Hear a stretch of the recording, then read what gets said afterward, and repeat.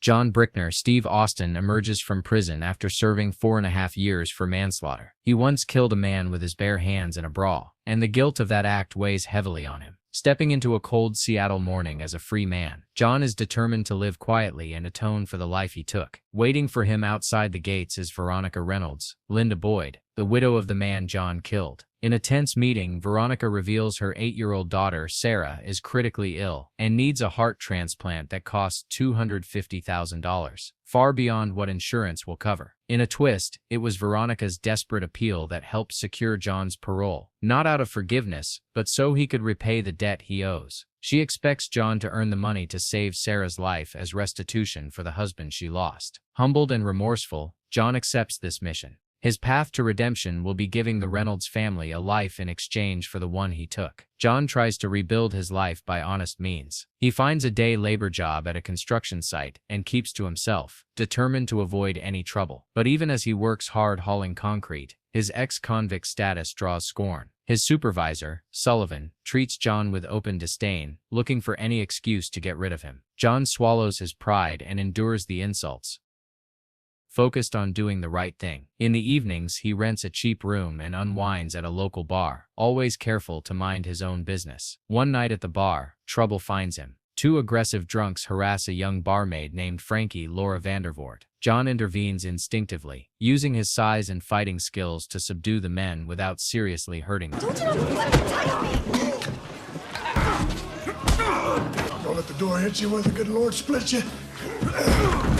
The quick, controlled takedown protects Frankie and impresses the bar's onlookers. Among those watching is Reno Paul Saint, Walton Goggins, Frankie's boyfriend and a slick underground fight promoter. Seeing John's prowess, Reno offers him a chance to make big money in illegal street fights. John refuses at first. He's vowed to leave violence behind, and the memory of the man he killed is still too fresh. He insists he'll find another way to help Sarah. Fate has other plans. The next day at work, Sullivan fires John on the spot solely because of his criminal past.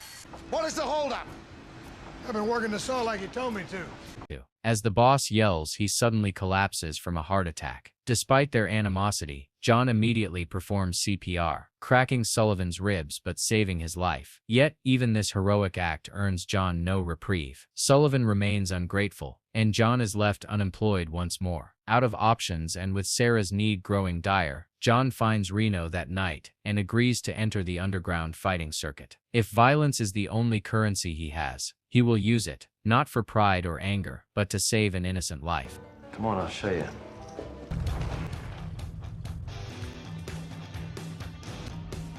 Reno wastes no time initiating John into the illicit fight circuit. He leads John to secret backroom brawls held in warehouses and basements far from the law's eyes. These fights are bare-knuckle and brutal. No gloves, few rules, and high-stakes gambling all around. Frankie, who has some nursing training, serves as John's corner woman to patch him up between rounds.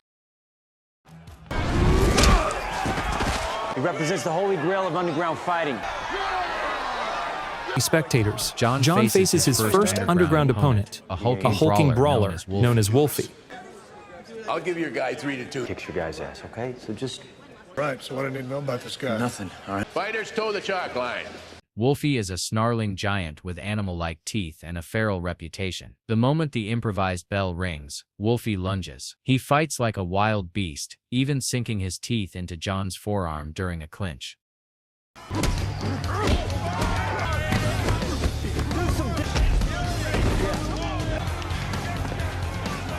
John grits through the pain and refuses to go down. Fueled by resolve, he trades blows fiercely and then seizes an opening, a massive right hook that knocks one of Wolfie's fang-like teeth clean out. John follows up with a crushing punch to the chest that drops Wolfie to the concrete floor, defeated. The crowd erupts in cheers and jeers as John wins his first fight. Reno is ecstatic, hyping John as his new star. Slapping John's shoulder, he jokingly dubs that finishing punch the damage, trying to coin a signature move. John barely nods at the nickname. He's too focused on the cash prize being handed over. It's only a few thousand, a long way from $250,000, but it's a start.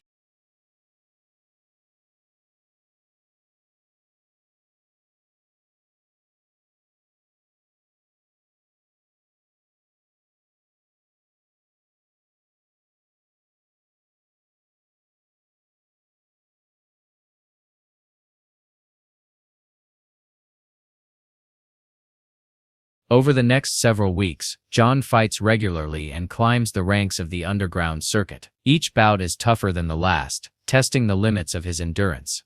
Between fights, Frankie cleans and stitches John's wounds, her gentle care a stark contrast to the violence. In those moments, a quiet friendship grows. John even confides in Frankie about Sarah, the little girl he's fighting for. Frankie admires his resolve to do something good with his brutal skills, though John senses she carries heavy emotional scars of her own. Reno keeps securing bigger matches to capitalize on John's rising notoriety. The underground crowds love seeing an underdog ex-convict plow through opponents, and gamblers are betting more on John with each win. Reno informs John of an upcoming fight against a seasoned behemoth named Yayo, a heavyweight brawler feared for his strength. Privately, Reno mentions that Yayo has a weak jaw, advising John to hang in there and look for a shot at the chin. If he walks into one, he's... The fight against Yayo takes place in a sweltering basement arena crammed with spectators.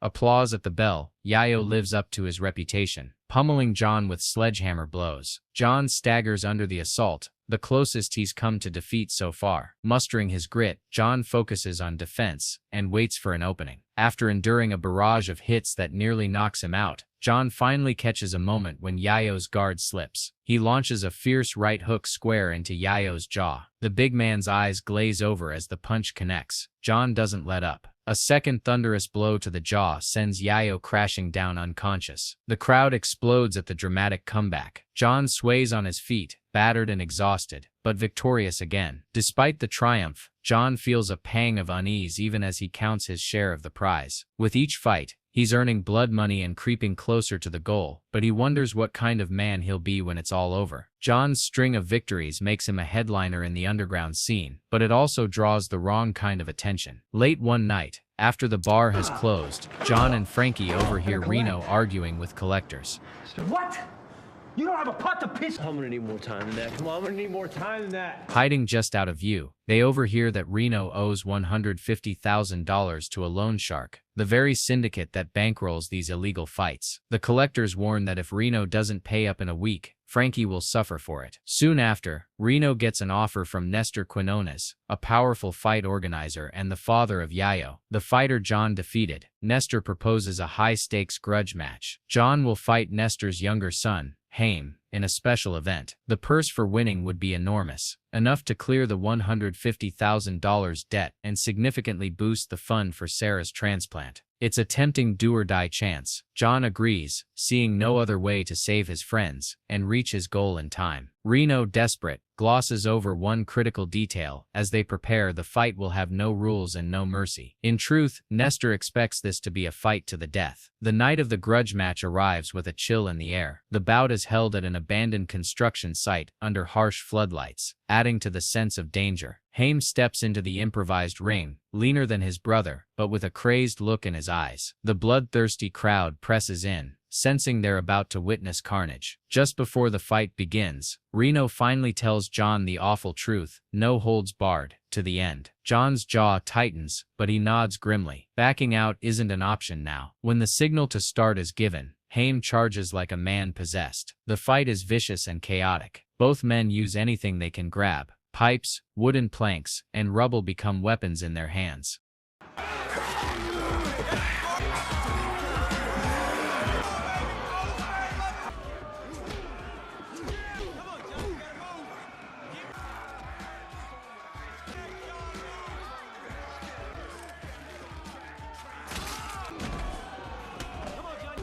At one point, Haim wraps his arms around John's neck, face turning purple as John is seconds from passing out. Nestor, watching his son losing, screams for John to finish him off. John finds himself at the same crossroads that landed him in prison years ago, the choice to kill or show mercy. Heart pounding, he loosens his grip. Instead of snapping Haim's neck, John slams him to the ground one last time, rendering him unconscious but alive. By sparing Haim, John loses the match and the massive prize. For an instant there is dead silence. Then chaos erupts. Nestor's crew rushes in to haul the bloodied Haim away. Their thirst for vengeance is grimly satisfied. even without a kill. But for John, Reno, and Frankie, this outcome is a catastrophe. Every dollar of John's hard-earned winnings had been bet on his victory. It vanishes in an instant. The loan shark's thugs, enraged at being denied their payout, seize Reno before John can react. They beat him viciously, breaking ribs and spilling blood.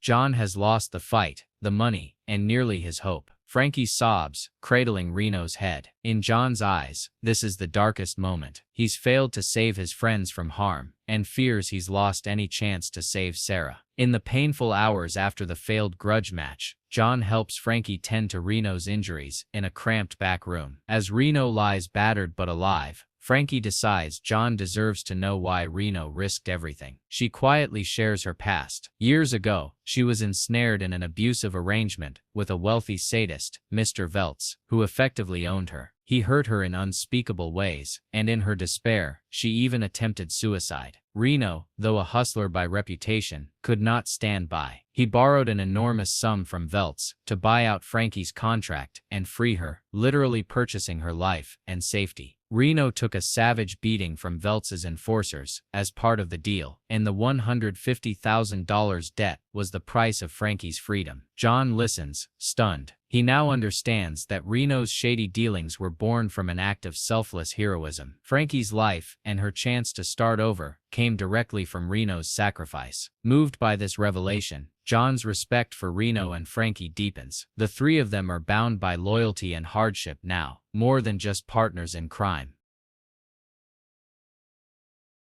At sunrise the next day, an unexpected visitor arrives at the gym where John is cleaning up. A sleek black limousine rolls to a stop, and out steps Mr. Veltz William B. Davis, the loan shark, to whom Reno owes the $150,000, and the same man who tormented Frankie. Veltz has heard of the previous night's events, but more importantly, he knows John saved his son-in-law Sullivan's life with CPR. With a cold smile, Veltz commends John's heroic act, and says he likes to settle debts of honor. John's integrity and skill have not gone unnoticed in the underground circuit. The fight organizer known as the Deacon, impressed by John's refusal to kill, decides that John has earned a shot at the biggest event of all, the Underground Championship. This is a winner-takes-all tournament final, with an enormous purse that would easily cover Sarah's surgery. Backed by the Deacon's sponsorship, John is slated to face the reigning champion, Wendell Timmons, in the main event. Timmons is a towering, ice-cold fighter who has demolished every challenger before him. The championship bout is arranged in a secret venue under an old arena, drawing the largest crowd John has ever seen. Under the glaring lights, inside a chain-link cage, John and Timmons stand face-to-face as Frankie and Reno watch from the sidelines.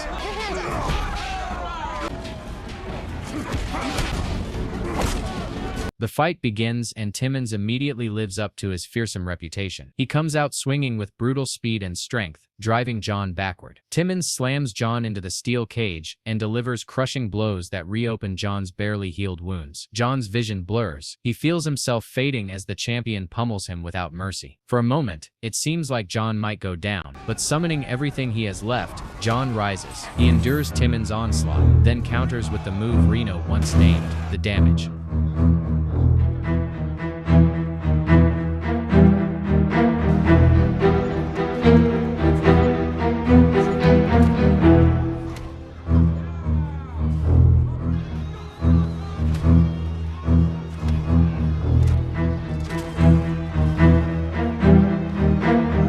Erupts in disbelief and wild excitement. The unbeaten Goliath has fallen. With the championship fight won, John can finally fulfill the promise he made. He collects the huge cash prize and the very next day visits Veronica to hand over the $250,000 for Sarah's heart transplant. Veronica is stunned and overcome with emotion. The man she only knew as her husband's killer is now the savior of her child. Through tears, she thanks John. Seeing his genuine remorse and sacrifice, she forgives him for what he did to her family. John also takes care of those who helped him along the way. Knowing that Reno pawned his late father's heirloom cufflinks to fund the early fights, John quietly tracks them down and buys them back. He presents the Cartier cufflinks to Reno, who is astonished by the gesture. It's a token of gratitude and friendship that leaves the usually slick-talking Reno at a loss for words.